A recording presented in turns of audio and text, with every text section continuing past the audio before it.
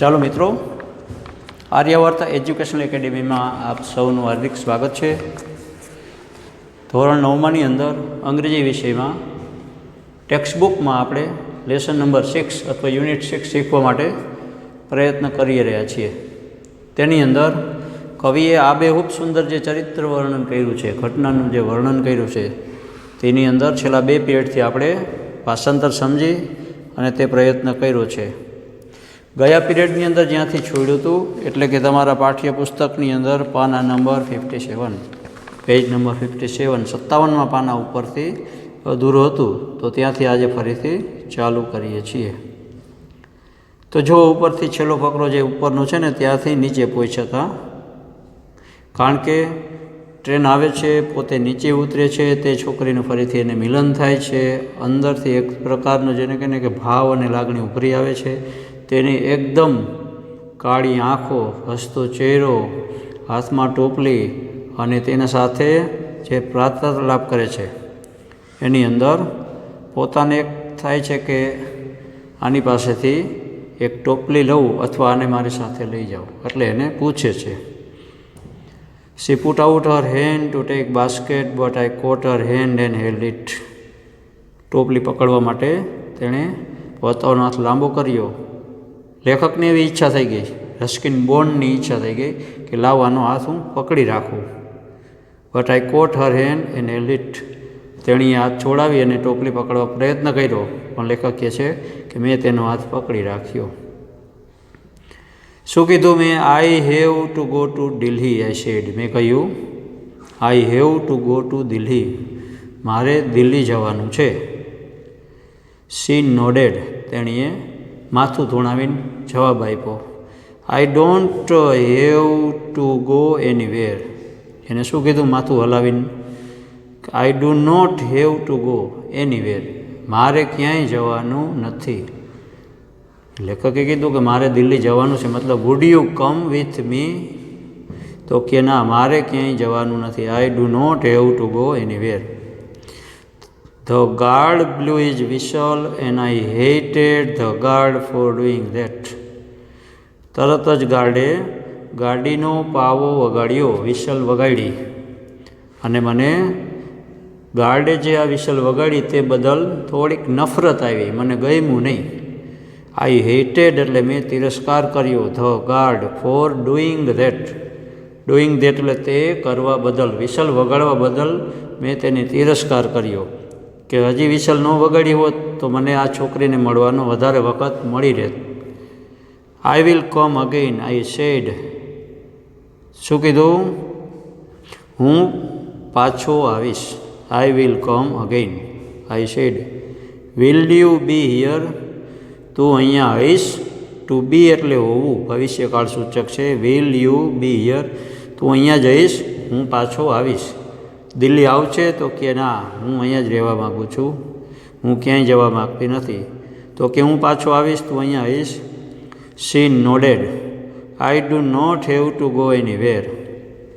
તેણીએ ફરીથી માથું ધૂણાવી અને કીધું I do not have to go anywhere, મારે ક્યાંય જવાનું નથી, મારે ક્યાંય જવાનું નથી। સી નોડેડ અગેઇન, તેણીએ ફરીથી માથું હલાવીને કહ્યું The bell clanged and the train slid forward. બેલ વાગ્યો અને ટ્રેન છે એ આગળ ને આગળ સરકતી ચાલી ગઈ। And the train slid forward, forward એટલે આગળ, સ્લીડનો અર્થ થાય સ્લીપ, એમ સરકીને ચાલી ગઈ। ટ્રેન આગળ ને આગળ સરકીને ચાલવા લાગી, બેલ વાગ્યો। I had to pull my hand away from the girl and ran for the moving train.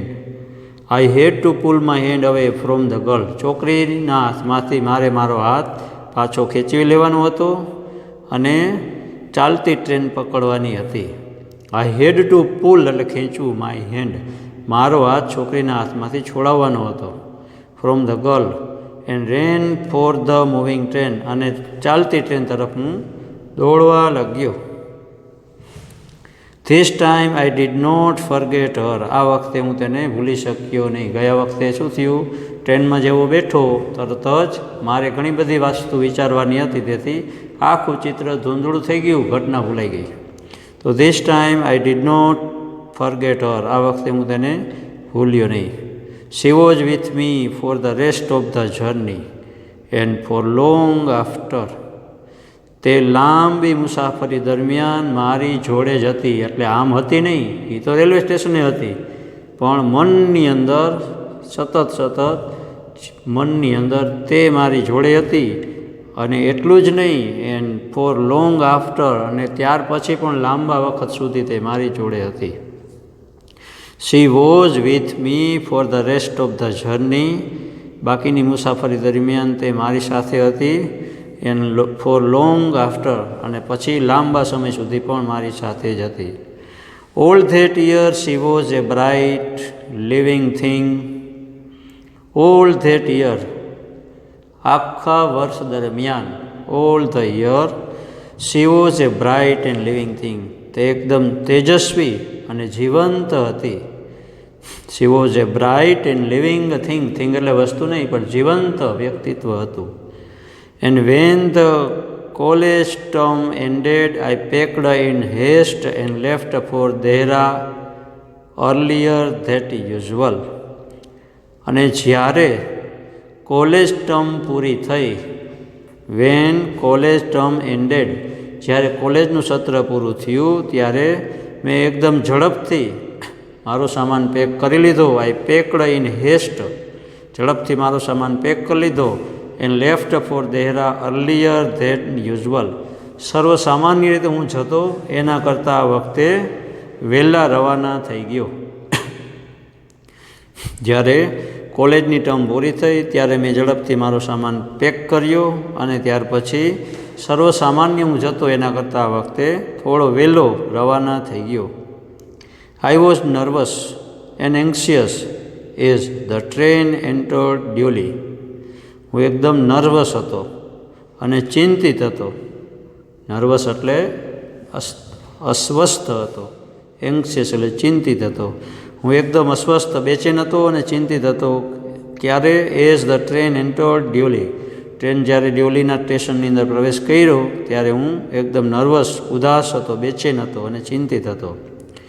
I was wondering that, હું વિચારતો હતો કે, વિચારવું વન્ડરિંગ, હું વિચારતો હતો કે vote I should say to the girl, તે છોકરીને મારે શું કહેવું જોઈએ જ્યારે સામે આવશે અને મને મળશે ત્યારે હું શું કહું.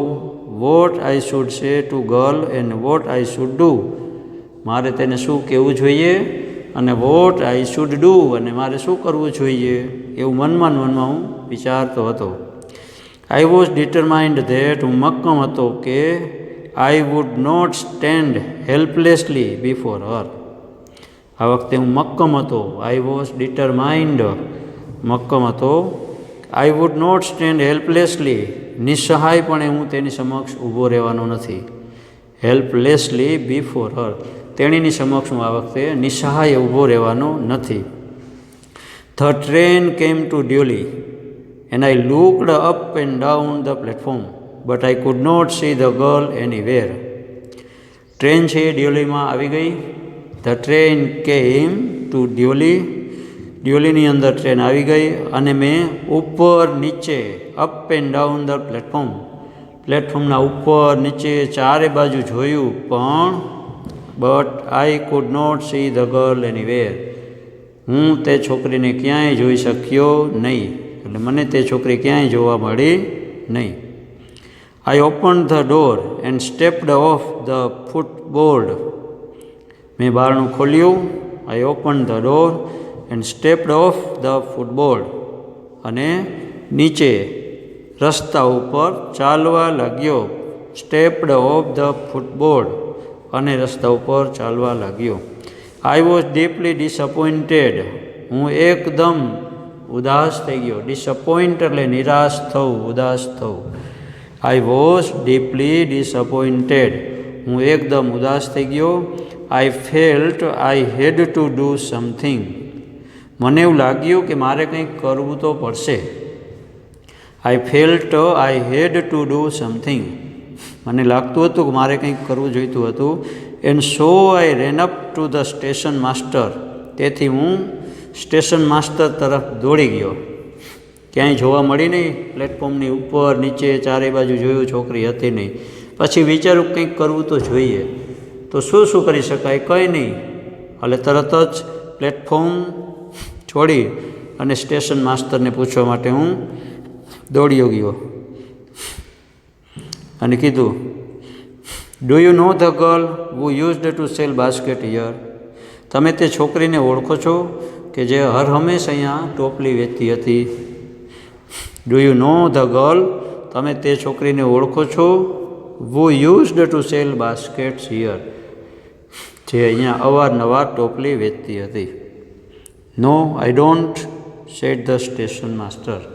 સ્ટેશન માસ્ટરે કીધું, ના, હું ઓળખતો નથી, હું તે છોકરીને જાણતો નથી. The train was moving out of the station. Train છે સ્ટેશનની બહાર ચાલવા લાગી. The train was moving out of the station and I had to run up the platform and jump for the door of my compartment.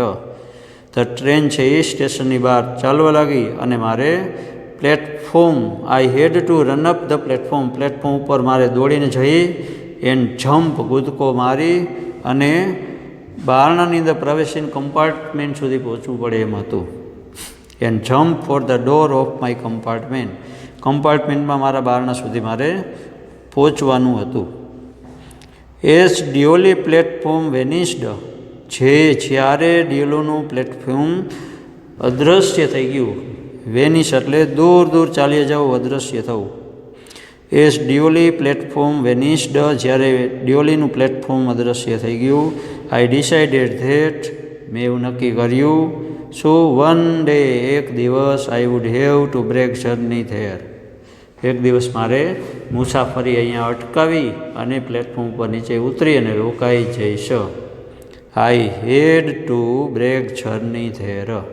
મારે ત્યાં break journey કરવાની છે. Break journey એટલે સિસ્ટમ એવી રીતની છે, મુંબઈથી રવાના થયા પછી તમારે મોરબી સુધી આવવું હોય અને વચ્ચે અચાનક એમ થાય કે વડોદરા હવે મારે એક દિવસ રોકાવું છે, તો ત્યાં તમે ટિકિટને ટીસીને આપી અને તમારી જર્ની ત્યાં અટકાવી શકો છો. બીજા દિવસની ટ્રેનની અંદર સેમ ટાઈમે પૈસા વિના તમને ટિકિટ આપે, પણ રિઝર્વેશન જાય. રિઝર્વેશન મળે નહીં, કારણ કે તે દિવસનું બુક ઓલરેડી હોય. એટલે આ રીતની બ્રેક જર્ની કરવાની હોય છે. એટલે કહે છે I would have to break journey there. હું ત્યાં બ્રેક જર્ની કરી લઈશ. I would spend a day in the town. અને આ ટાઉનની અંદર હું એક દિવસ વિતાવીશ. મેક ઇન્ક્વાયરીઝ, તપાસ કરીશ. ડ્યોલી સ્ટેશને હું ઉતરીશ, એક દિવસ વિતાવીશ, તપાસ કરીશ. And find the girl. અને એ છોકરીને શોધી કાઢીશ. હુ હેડ સ્ટોલન માય હાર્ટ. જેણે મારું હૃદય ચોરી લીધું છે. શું કહે છે લેખક? હુ હેડ સ્ટોલન, સ્ટોલન. મારું હૃદય જેણે ચોરી લીધું છે. With nothing. શેનાથી ચોર્યું હતું? કંઈ જ નહીં, માત્ર ને માત્ર એની એક દ્રષ્ટિ. A look from a dark impatient eyes. એકદમ શ્યામ અને અધેરી આંખો. ડાર્ક એટલે શ્યામ, કાળી, અને ઇમ્પેશન્ટ એટલે અધેરી અને શ્યામ આંખોએ મારું હૃદય જે ચોરી લીધું હતું, એ છોકરીને હું અહીંયા રોકાઈશ અને શોધી કાઢીશ. In the last few years. છેલ્લા થોડા વર્ષોની અંદર I have passed through Deoli many times. હું ડ્યોલીથી ઘણી વાર પસાર થઈ ગયો છું. I have passed through Deoli many times. ઘણી વખત ડ્યોલીમાંથી પસાર થયો છું. I always look out of the window. હંમેશા હું બારીમાંથી બહાર જોતો કે ક્યાંક આ છોકરી જો મળી જાય. I always look out of the window to see the same unchanged face smiling to me. હંમેશા હું બારીની બહાર જોઉં કે અનચેન્જડ, ન બદલાયેલો ચહેરો જે મારી તરફ હસતો હોય, એ છોકરીને જોવા માટે હંમેશા હું બારીમાંથી બહાર જોતો. અનચેન્જડ ફેસ, બદલાયા વિનાનો ચહેરો, સ્માઇલિંગ ટુ મી, મારા તરફ હસતો હોય, એને જોવા માટે હું જોતો. But I will never break journey there. પરંતુ હું ત્યાં ક્યારેય મારી મુસાફરી અટકાવીશ નહીં. I will never break journey there. ત્યાં મારી બ્રેક જર્ની કરીશ નહીં. I prefer to keep hoping and dreaming and looking out of the window for the girl with the basket waiting for me. હું તે પસંદ કરીશ.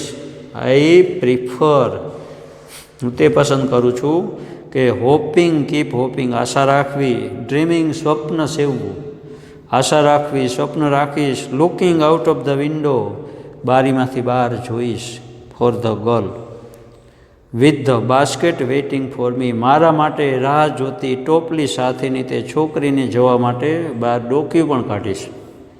મારા માટે ફોર મી, વેઇટિંગ એટલે રાહ જોતી, વિથ ધ બાસ્કેટ્સ ટોપલી સાથેની રાહ જોતી એ છોકરીના માટે બારીમાંથી હું બહાર જોઈશ, સ્વપ્નું સેવીશ, આશા રાખીશ, પણ જર્ની બ્રેક કરીશ નહીં. I never break my journey at Deoli, મેં ક્યારેય મારી મુસાફરી ડ્યુલીમાં અટકાવી નહીં. But I pass through as often as I can, પરંતુ ઘણી વખત અવારનવાર વારંવાર મેં અહીંથી મુસાફરી કરી. પણ I never break my journey at ડ્યુલીમાં ક્યારેય મુસાફરી મેં અટકાવી નહીં. But I pass through as often as I can, બની શકે તેટલી વખત હું ત્યાંથી પસાર પણ થયો. તો આવી રીતનું કવિએ પોતાના વ્યક્તિગત અનુભવનું સરસ મજાનું આબેહૂબ ચિત્રણ રજૂ કર્યું છે. તો આટલું તમારે હોમવર્કની અંદર ભાષાંતર વાંચી જવું. અને હવે હોમવર્કની અંદર તમારે શું કરવાનું? હોમવર્કની અંદર આજે સમજાવેલ ભાષાંતર વાંચવું તથા exercise C5 textbook page number 60 પ્રશ્ન 1 to 9 લખવા. બરોબર. પેજ નંબર 60 પ્રશ્ન 1 થી 9 છે ને, આન્સર ધ ક્વેશ્ચન કરીને છે એ પ્રશ્ન તમારે લખવા. તો મિત્રો આજે અહીંયા પાઠ પૂરો કરીએ છીએ. હોમવર્કની અંદર આટલું આ વસ્તુ લખવાની અને આજે સમજાવેલો પાઠ વાંચવો અહીંયા પૂરું કરીએ છીએ. અસ્તુ. જય હિન્દ, જય ભારત. આવજો.